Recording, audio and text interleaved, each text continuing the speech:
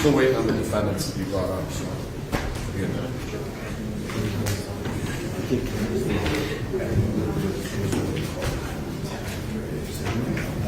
Are they up, guys? Well, they gotta break them over there. Because these elevators don't work still. You guys all have paperwork for me? I'll give some to you. Sorry, don't worry about it. He's gonna be allowed anyway, so. I'm not worried about it.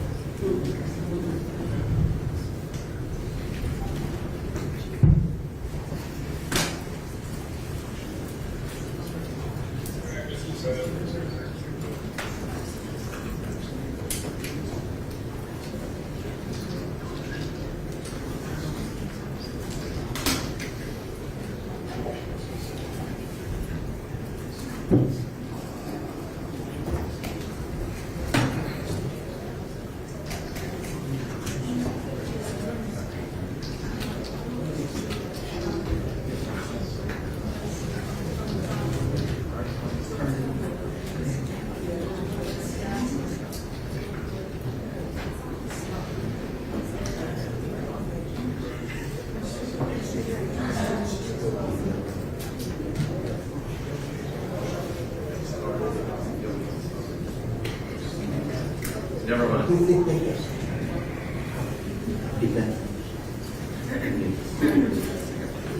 Is anybody live streaming today? I think it's three of us. Three of you? Excuse me, I may approach. Yeah. I'm fine with. Yeah.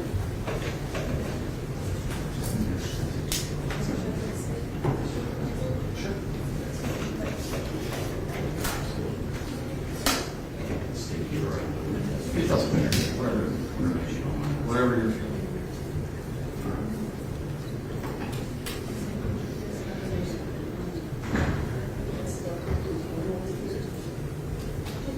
You're not allowed to record there, or you can't be in here. Everybody's cell phones need to be off and put away. I see a cell phone, you're gone, and I confiscate the phone.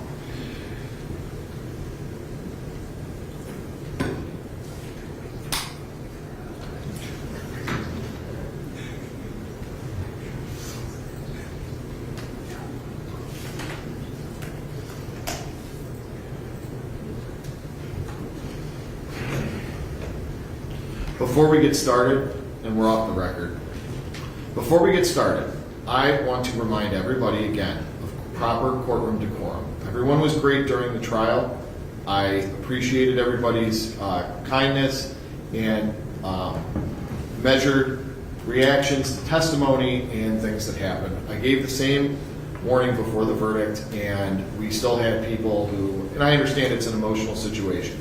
We had people who, made a show about themselves, and I'm really trying to avoid that this time. Again, this is going to be an emotional day. Everyone here is likely going to leave disappointed today, so if we could please keep our reactions. I don't expect people to have no reaction, but please try to keep it to a measured response until you're out of the courtroom. This is still a court of law. There are still people, professionals in this room that are doing their jobs, myself included, and I would just ask that everybody be reminded to remember their decorum.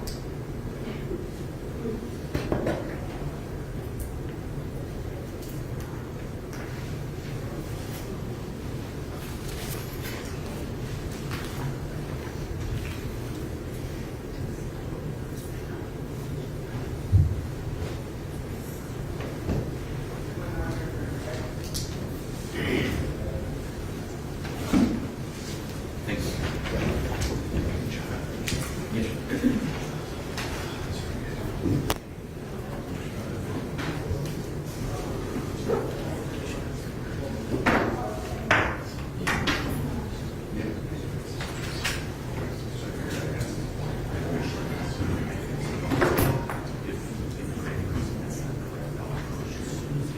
That's fine. I think so.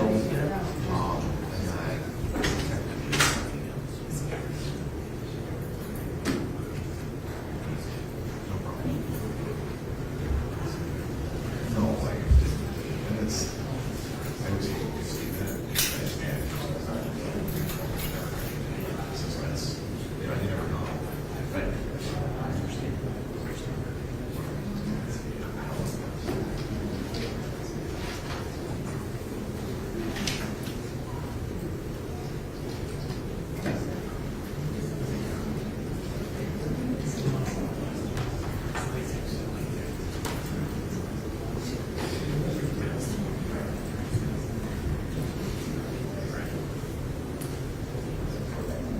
Separate council for each.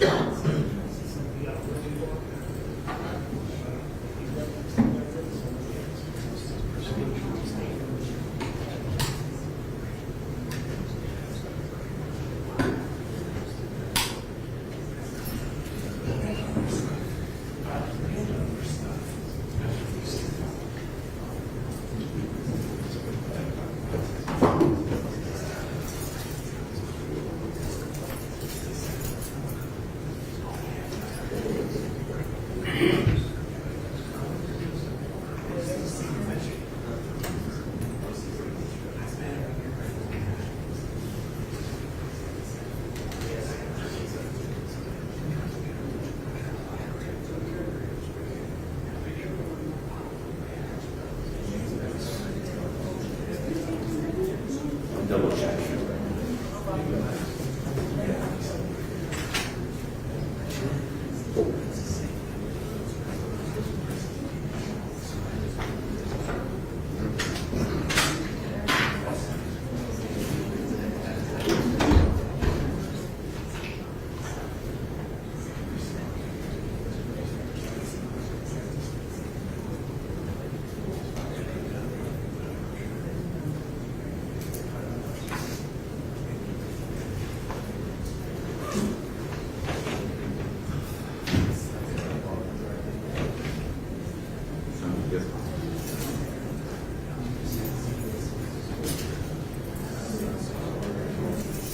Yes, John, they were. What? They were on the prior case.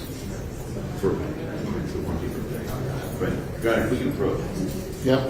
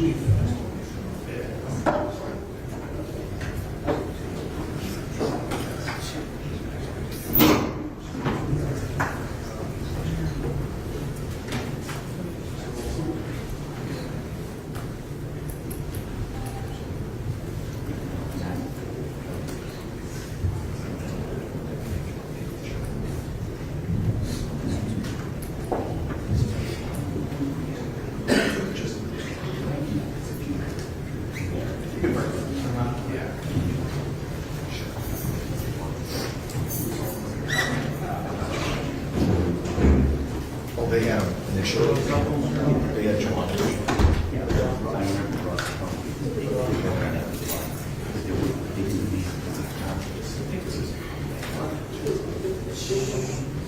All cell phones turned off and put away. Folks, you can't, Deputy, if I see a cell phone, I want it, and they're out of the room. you guys, someone's gonna have to go to that front row, you can't sit at each other's laps. Guys, right here on each other's laps. Someone from the front row needs to step out. They would be not on. We're not considering each other. Where they sit with each other, that was on top of each other. That's normal. All right, everybody, come on. It's all going away. Good job, Saturday. Morning.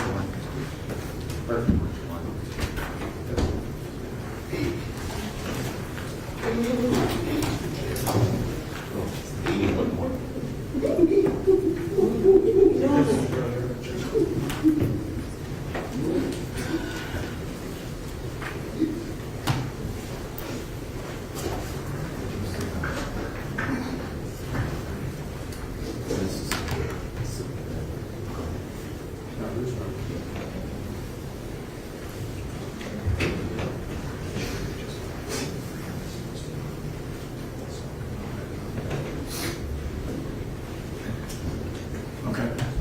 Not now. Yeah, right. All right, you guys can do this. All right, good morning, everyone. We're on the record now with case numbers 694-514A, Jawan Deaver, and D. Jamarius Davis. Misters Deaver and Davis did go to trial on in June of this year. I should start by saying Mr. Deaver is here with his attorneys Steve Bradley and John Martin, and Mr. Davis is here with his attorney Cal Cumpstone. On behalf of the state of Ohio, his assistant, Cuyahoga County Prosecutor Ben McNair, and also representing the Cleveland Police Department is Detective Lisette Gonzalez. So, back in June, on June the 11th, both of the defendants were convicted at trial by a jury with an unclassified felony murder with a 1 and 3 year firearm specifications in violation of 2903.02B, as well as 2941.141 and 145. Counts 2, 3, 4, and 5 were each felonious assault felonies of the second degree in violation of 2903.11A2. Each of those carried 1 and 3 year firearm specifications. Count 6, the defendants were convicted of improper discharge of a firearm at or into a habitation or school safety zone, also a felony of the second degree. That's in violation of 2923.161A1 with 1 and 3 year firearm specifications. And each counts 7 and 8 are discharge of a firearm on or near a prohibited premises. Count 7 is a felony of the first degree. Count 8 is a felony of the third degree. Each of those carry 1 and 3 year firearm specifications. And those are in violation of 2923.162A3. We are here for sentencing today. I have been in receipt of pre-sentence investigation reports completed for both defendants. They were completed on July the 2nd of this year. On behalf of Mr. Deaver, Mr. Bradley and Mr. Martin, have you had an opportunity to receive and review the pre-sentence investigation report? Yes, we have, Judge. And on behalf of Mr. Davis, Mr. Cumpstone, have you had an opportunity to review the pre-sentence investigation report? I have, Judge. Do either of you have any additions, corrections, or modifications that need to be made? Not on behalf of Mr. Deaver. And none on behalf of Mr. Davis. Mr. McNair, have you had an opportunity to review the PSI? I have, Your Honor. All right. I'm also in receipt of several letters that were submitted by family members of the deceased little girl, Gracie Griffin, and I have read and reviewed those as well. Councils have also had an opportunity to take a look at those as well, correct? Correct. Your Honor, that's correct, Your Honor. All right, very good. Is there any reason why we should not proceed with sentencing at this time? No, Your Honor. We're prepared to proceed. As are we, Your Honor. All right, so on behalf of Mr. Deaver, Mr. Bradley, or Mr. Martin, would you like to be heard? Just briefly, Judge, let me begin by saying, obviously, there was a trial in this matter. The court had the benefit of listening to all of the testimony that was presented in this case, including but not limited to the testimony of Mr. Deaver. And so insofar as you are obviously aware of all of the relevant facts and information associated with this case, it's not my intention to be redundant. I also want to note that because you have heard from Mr. Deaver during the trial, and because there will be an appeal following this case, we have advised him not to make any further statements to the court in allocution at the time of sentencing. Certainly, and I will note for the record that both, actually really Mr. Deaver declined to make a statement to the probation department with regard to the pre-sentence investigation report. And again, I don't take any offense to that. Obviously, there's going to be an appeal in this case, so I understand that he's not going to waive his right, even though he has testified. Mr. Davis, I should note, did make a brief statement to the probation department, but again, just kind of a summation of his trial testimony. So, obviously, this is a tragic situation, Judge. Every person in this courtroom recognizes that this was a terrible loss of a little girl's young life, and my client certainly had a very close relationship with the victim in this matter, and he suffers dearly as well as a result of that loss. My client has, up to this point in his life, been an otherwise responsible, productive, law-abiding person. He does have a very limited criminal history. I think there is a 2016 conviction for a misdemeanor of the 4th degree involving improper handling of a firearm offense. There is a juvenile adjudication some 17 years ago. But other than that, he has no criminal history whatsoever, always been productive, hardworking individual. And this is obviously a significant conviction in this case. We feel that the purposes and principles of sentencing would be served if the court would consider imposing the minimum sentence required by law, which I believe would be a life imprisonment with 15 plus 6 years in firearm specifications for a net 21 to life, and that's what we're asking you to consider imposing here. all right, thank you, Mr. Bradley. Mr. Comstone, and again, Mr. Deaver, I know what your intention is, but I am obligated to ask if you'd like to make a statement on your own behalf at this time. Oh, no. Okay, thank you. Thank you, Your Honor. May it please the court. Judge, as my co-counsel has put before you, this was a tragedy. There's no other way to describe this situation, absolute tragedy. And frankly, there's loss all around. Everyone in this courtroom experiences the tremendous loss that resulted from this incident. You had the opportunity to sit through trial. You had the opportunity to hear the testimony of all the witnesses, hear the testimony of my client, Mr. Davis. Accordingly, I'm advising him, and because we're pursuing an appeal, I'll be advising him to not make a statement. I'd ask you not to hold that against him. I know you won't. Absolutely not, Mr. Comstone. So, Judge, you also have the PSI in front of you, and upon your review, I'm sure you're able to determine and note that my client does have some criminal history, but it's relatively minimal. Other than the few prior convictions that he does have, he's been generally otherwise a law-abiding citizen.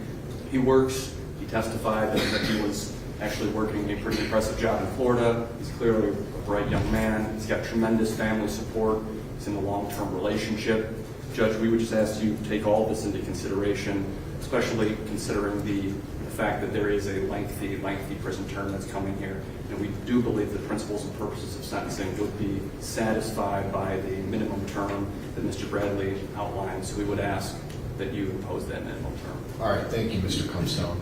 Mr. Davis, again, I understand there's going to be an appeal in this case, and I do want to ask you, though, if you'd like to make a statement on your own behalf.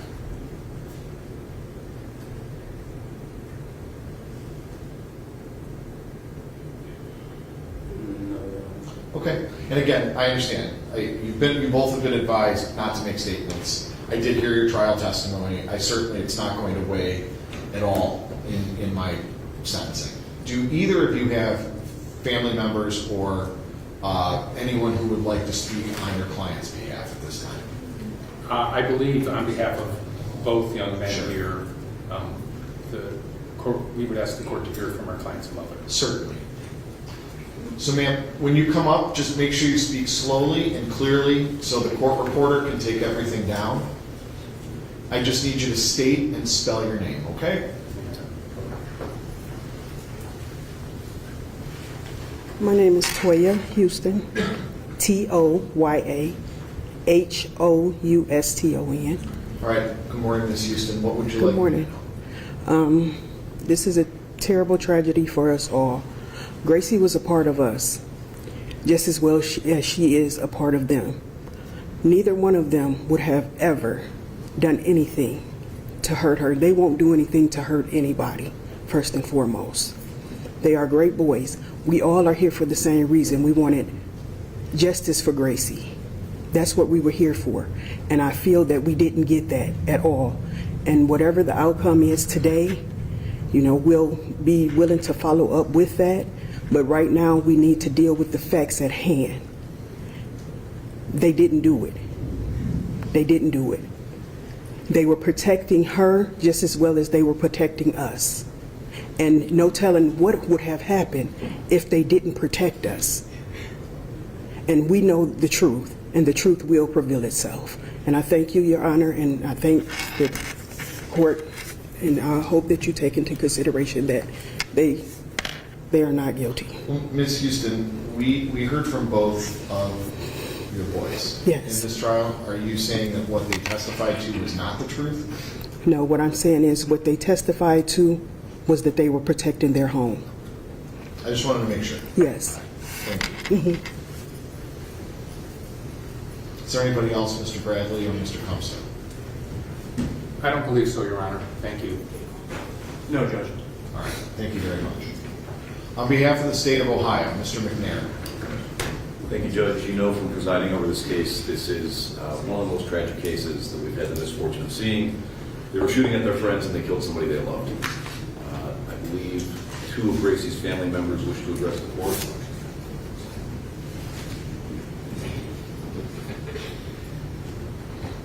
All right, ma'am. When you come on up, just make sure you speak slowly and clearly so that our court reporter can take everything down. Just please state and spell your name. My name is Touchoup, Touchchoup.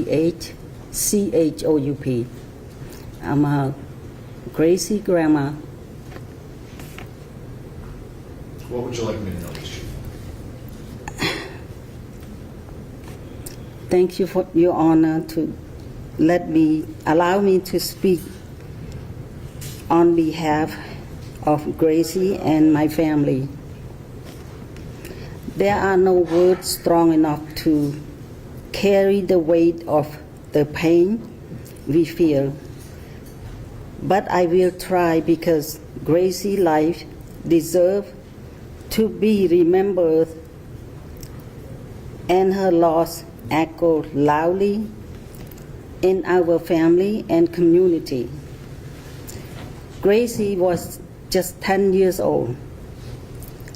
She's in her 10 years, she's shown more love, more kindness, more forgiveness than many can show in lifetime. She was the girl that cared about people when no one was watching. She was light and shine so brightly an apple of our eyes. Gracie was the first daughter and the first and only granddaughter. She was the heartbeat of our family.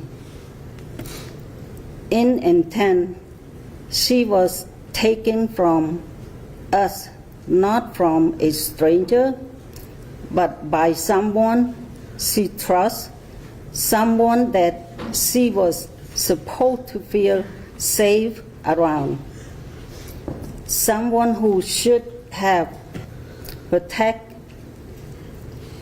her but instead betrayed her and betrayed us. You stay Ma'am, in... I'm sorry, Ms. Chu. Do not let her back in, thank you.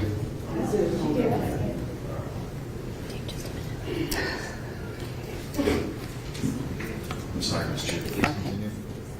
You stay in my home, ate my food, and sit with us while we mourn the loss of our baby. That evil you caused this pain. We will never get to watch her grow up, well, never see her graduate. I will never get to hear her voice, I love you, my yay, again. No more birthday.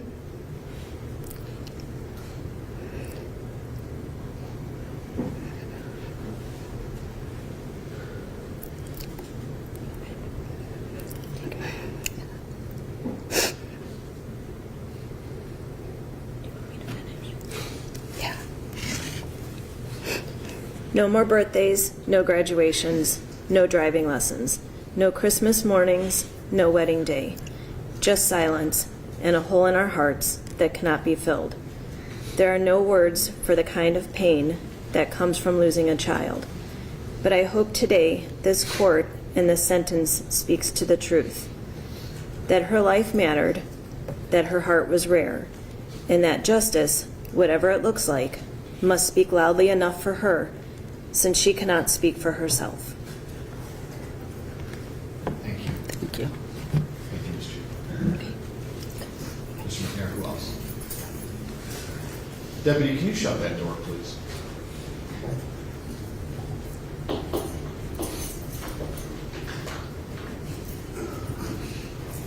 right, again, good morning, ma'am. If you can speak slowly and clearly, spell your name for the court. Good morning. My name is Melinda, Malinda-Daughterty. I'm Gracie's grandmother on her father's side. Okay, sorry. What would you like? Good morning, Your Honor. On behalf of Gracie's father, Jonathan Griffin, and our family, we would like to thank the Cleveland Police Department, the Homicide Unit, Metro Trauma Team, the Cuyahoga County Prosecutor's Office, and most importantly, our family, our friends, and our community for the prayers, support, and donations for our angel Gracie. Thank you for your time. Mr. McNair, is there anybody else? No, Your Honor. Okay.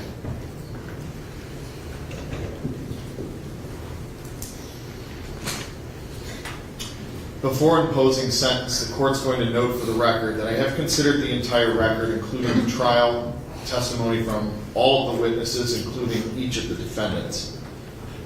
The oral statements made here today, the pre-sentence investigation reports, the victim impact statements, and the statements from Mr.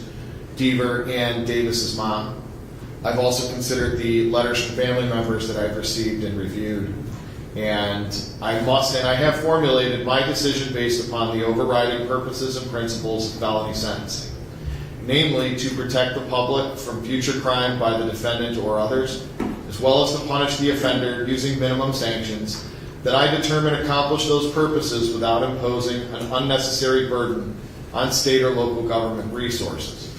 To achieve these purposes, I have considered the need for incapacitation, deterrence, rehabilitation, and providing restitution. I must and I have considered the seriousness and the recidivism factors relevant to the offense and offender pursuant to revised code 2929.12. The court must and I have ensured the sentence being imposed does not demean the seriousness of the crime, the impact it has had on the victims, and is consistent with other similar offenses committed by like offenders. Finally, Mr. Deaver and Mr. Davis, the sentence I'm going to impose will not be based on any impermissible purposes, namely your race, ethnic background, gender, or religion. Do each of you understand that, Mr. Deaver? Yes. And Mr. Davis? Okay. So before I impose sentence, I wanted to say a couple of things. This was a tragedy, and there's no doubt in my mind that every single person in this room, sitting on both sides of this aisle, loved and cared for both, not only Gracie Griffin, but also Mr. Deaver and Mr. Davis to some degree. But the fact of the matter is we're here because of a mistake that you made. We're here because of a terrible mistake that you made. And one of the things that bothered me throughout the trial testimony was this notion that the two of you live in a neighborhood filled with drive-by shootings and high crime and murders. You don't, okay? I lived in the city of Cleveland for almost 20 years. I lived in West Park, which is where you were. And I understand that a friend of yours was shot off of Trowbridge Avenue over near, I think it was West 38th Street, I think was the cross street that I had heard during trial testimony. But 38th and Trowbridge is not anything resembling 126th and Triscuit. That's a fairly quiet neighborhood, and while maybe it's not as peaceful as other parts of West Park, it is not the crime-ridden hellscape that the two of you testified to at trial. So that bothered me to some degree. The other part of this, too, is the individuals who were in the car were friends of yours. There was no testimony to the contrary that Mr. Stevens, Ms. Jackson, Ms. Rivera, and Ms. Williams were not friends of yours or targets of any kind of shooting. This was a mistake, a tragic mistake that had tragic consequences for the family of Gracie and for your families, as I'm required to give you a mandatory sentence here. So the court's going to sentence you as follows. I want to note for the record that none of these counts merge for the purposes of sentencing, so the court is going to impose a sentence on each count.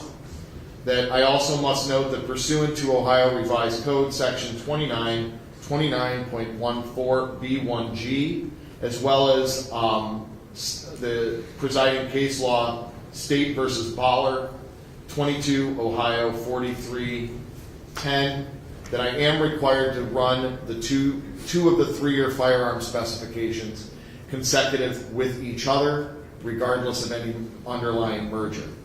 So the court's going to sentence each of you as follows.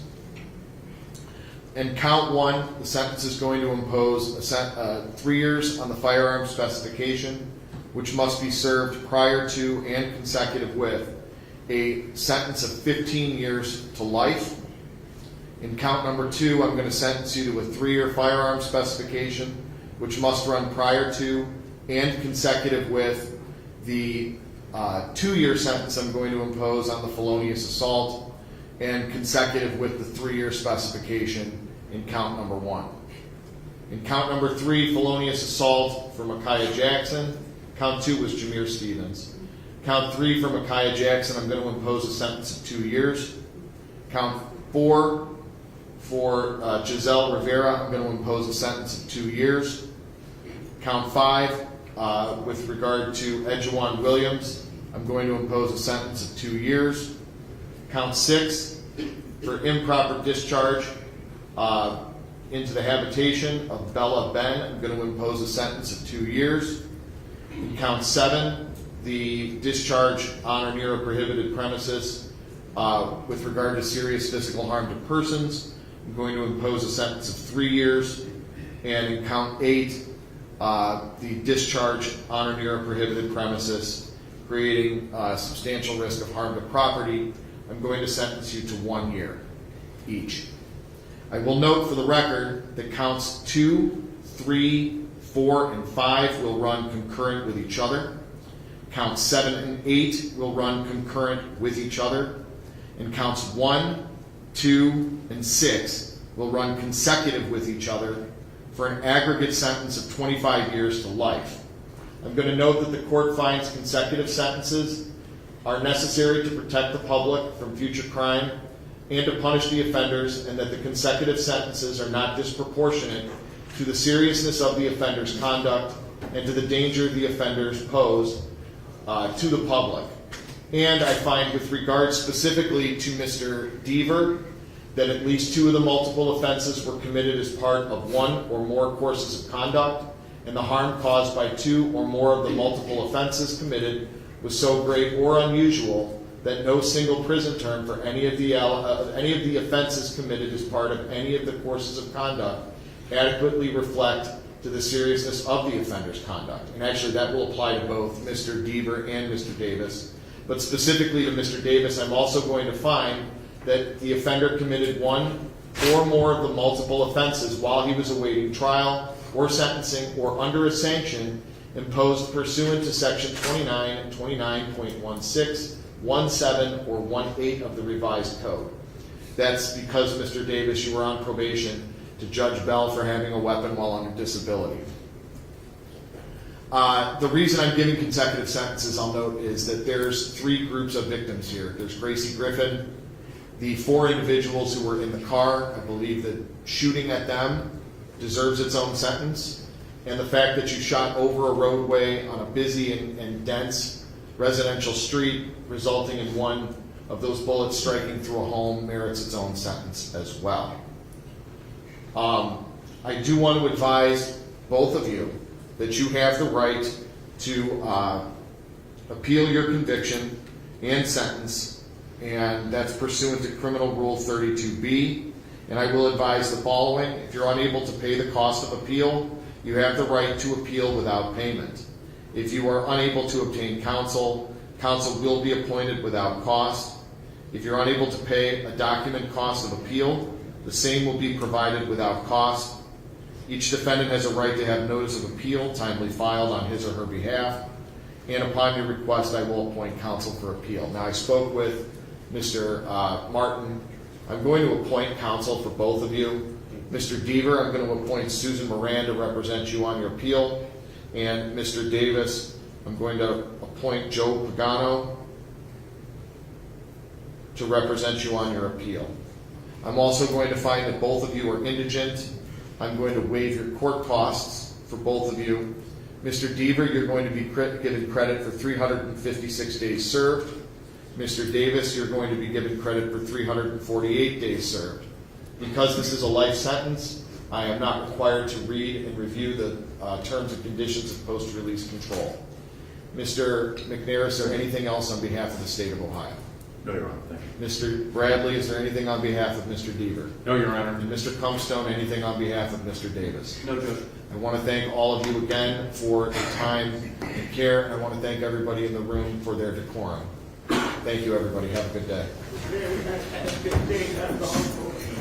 Good luck to you both. They tried, they discussed it out.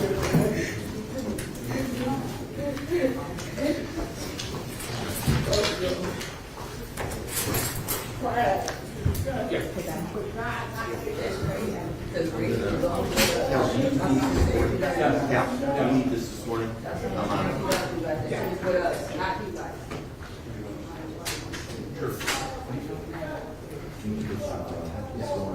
I'm on the wrong.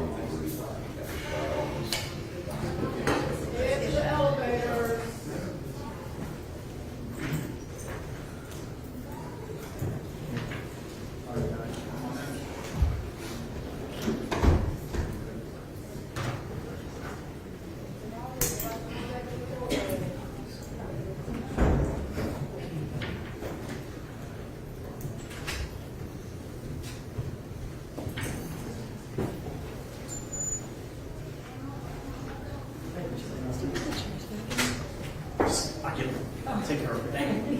Thank you.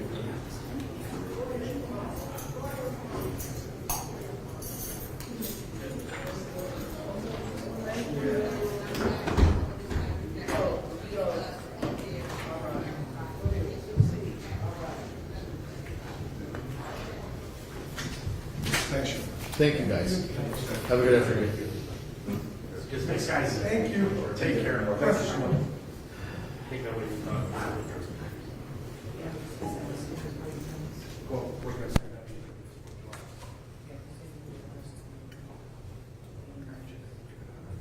Yeah.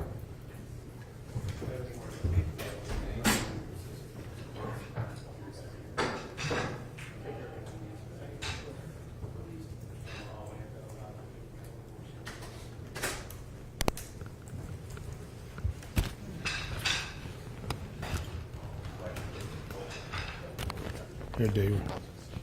Top one, I think. Okay.